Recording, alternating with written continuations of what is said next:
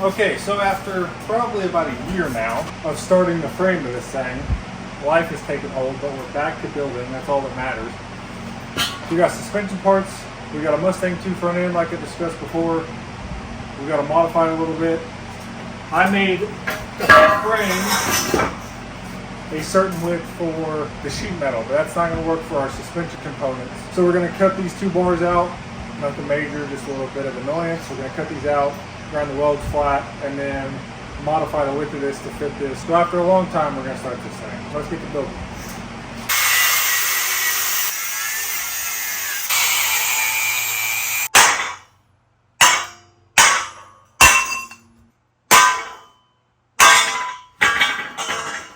The cool thing, it's 750 degrees today with 97% humidity, so I guess first things first, I need to square this up.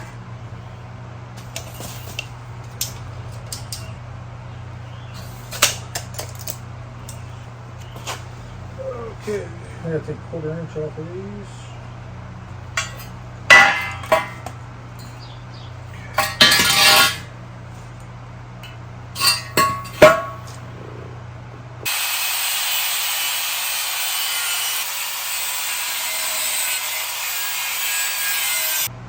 Going off the good old-fashioned eyeball method here. And it is just a tractor after all. Okay, let's try to cut this. I probably ought to get some glasses.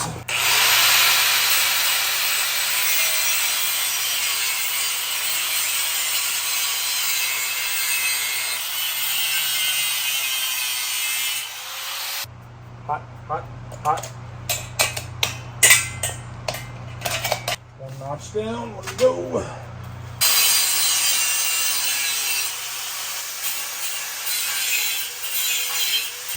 Come on, little buddy. I think we ought to be able to square off of that, actually. So the plan is, obviously, we'll square this up, probably put a block in the back to keep our width right. We'll tack it both sides. I'm probably going to build a box around that. Sheet metal box that comes up and over. It's got that radius in it, so we got a nice purchase to weld on. Oh, I need some jack stands or something. Look at that. So we're going to do some redneck engineering here. Safety first, kids. Top even spin. How nice.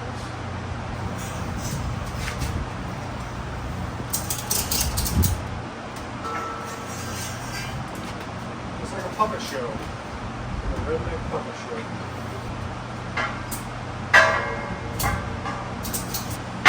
It works, right?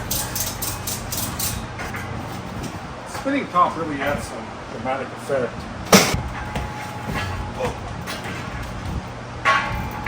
America's Got Talent, here I come. If I level the side rails and put a block in the back to space it, this might actually work pretty well. I'm sure there's better ways to do it, but I'm pretty dumb. So tomorrow, first thing, what we're gonna do is put a block in the rear, like I just said, level and plumb everything, so it's real nice, and then we'll start tacking this cross member in place. Yeah, I think so. All right, so day 2, we're gonna get this front end mocked up. Made some spacers for the back to get the width right. We're going to square everything up, level everything up, plumb everything up. I got to grind some welds real quick, and then we're going to tack weld this cross member into place and just see where the day takes us. So let's get to work.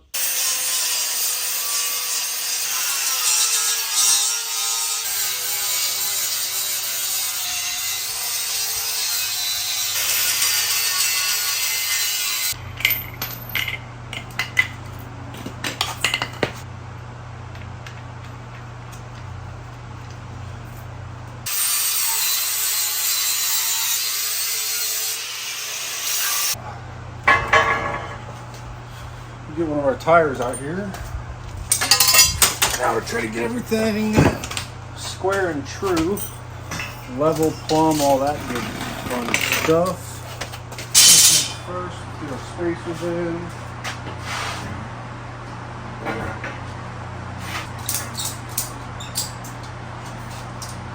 back.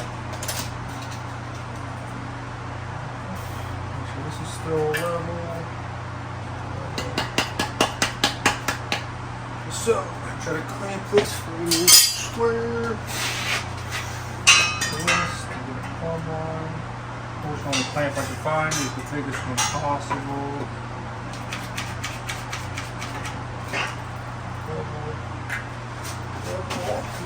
Level this way.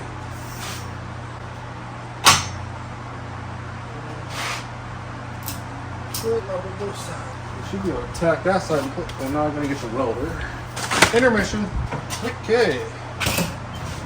Somehow we're going to square this. Some of you are probably screaming at me right now.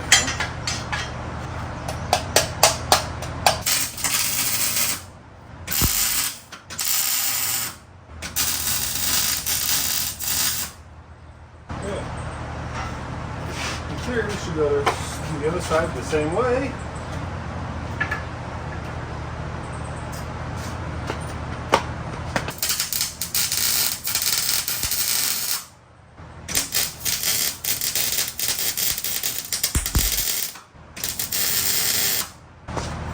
So now we got our spring pockets. This side. Problem here is I'm going to modify these heavily so they're square with the frame we have. Going to have to cut straight across like this, square, nice and square, and then like right here, nice and square to make this all the same.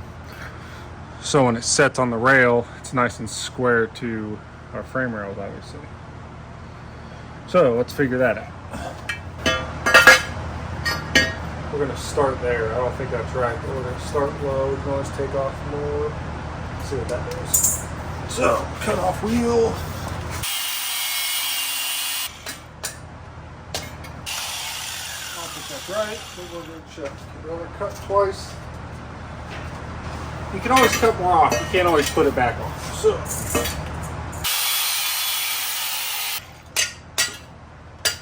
still crooked. Cut this notch deeper. Smell burning leaves, which is never good. Found it. So cut that notch deeper. How deep? I do not know.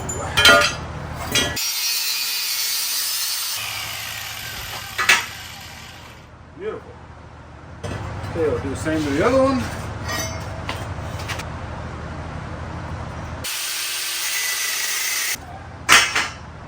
Perfect. So now we will get the control arms, I guess. See which one's which here. Go like this. Seem right. That makes more sense. Have them backwards.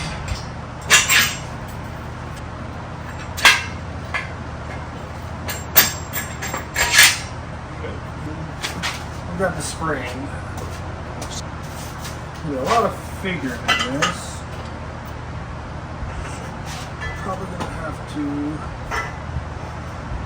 notch these frame rails out up front right here and build down and around so I can put these at the height they need to be, which is more like there.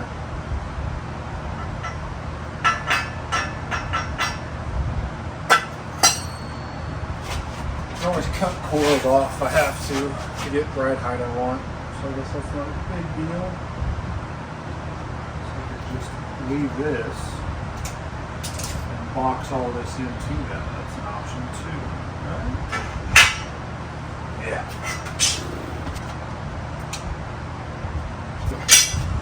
We'll cut some pieces, little box. Set that right there. Assuming that sits.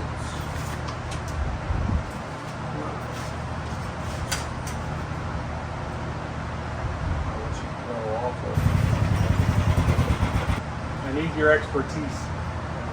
I think I have an idea. I just want to make sure it works. So that's all square plumb, all that good stuff. That hammer is tacked in and everything's spaced correctly. You like my Japanese artist I got? Works. Yep. So these are in, obviously. This goes like 1 3/4 inches above this because it sits on the frame rail of the truck. Is what this is all designed for. Yeah. So obviously I can't put it up here. Right. Way too high. So it's gotta sit like that. I'm gonna make a gusset there that has that radius cut out of it to box those in on both sides. So you think if I have that, which is the same thickness that came with it, it will sink the box inside of the frame on a vehicle. If I cut those out, weld them in place, cut the radius out, so I have that radius on a drill bit, set my height. Do you think between those two on both sides and then gusset down to that, that'd be plenty? Out of that? I mean, that stuff's, it's how it fit. Is that thick? Yeah. What is it? 1/8 inch, a little over. I could always, these will be here. So I could always add a full width plate here and then add some kickers from those up into here. If you had to, could you come up to the top of the bar? Yeah. Support. This sits like this. Is the only thing I gotta watch that. But I mean, I would surely think that whatever, probably 3.5, a 4-inch wide 8-inch plate would be enough. I would think so. That's pretty good chunk of steel. Grandpa and I got these figured out, so I'm gonna cut a couple plates to weld in here, cut the radius in it somehow. We'll cross that bridge when we get there probably. And then we will mount that to that. So let's get to it.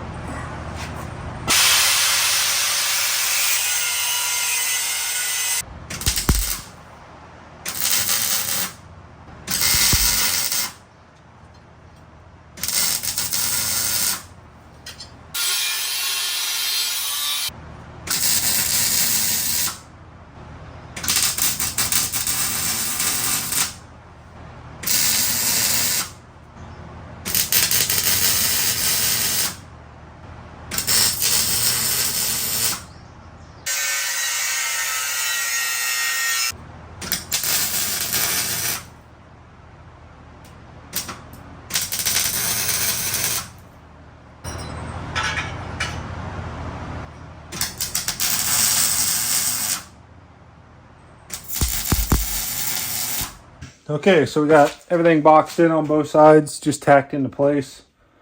Tomorrow, we are going to probably try to set the motor and figure out where it's going to go and get the motor mount brackets and everything tacked into place. So we'll see you tomorrow. All right, guys, so new day. We're going to set this thing on the ground. It obviously rained last night, so I'm going to try to keep the water off of it so it doesn't rust any worse than it already has. But we're going to start fitting this motor in, see if we can get some motor mounts mocked in place and see what it's going to look like with the motor setting in it. So the 350 block's over there, so we're going to set this down, re-plumb it all up, and try to maneuver the cherry picker around and try to set this motor in.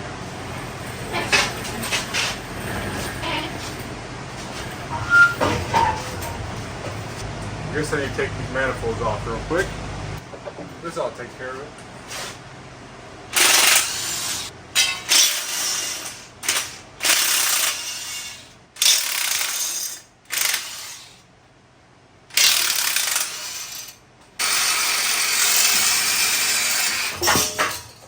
So I'm gonna have to build brackets for these. Those obviously pinch together so you can get your rubber bushing out.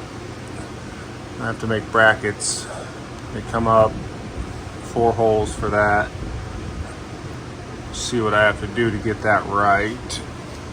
So if I just slid this up, if I slide this up to where the cross number's at, it'd obviously be a lot easier to weld a bracket in like it's supposed to be. It's just when we grab the nose piece. Now I just got to start mocking up brackets for motor mounts. There and there, obviously. So we can get the motor set down in its location. So I'm gonna have to think about that for a few.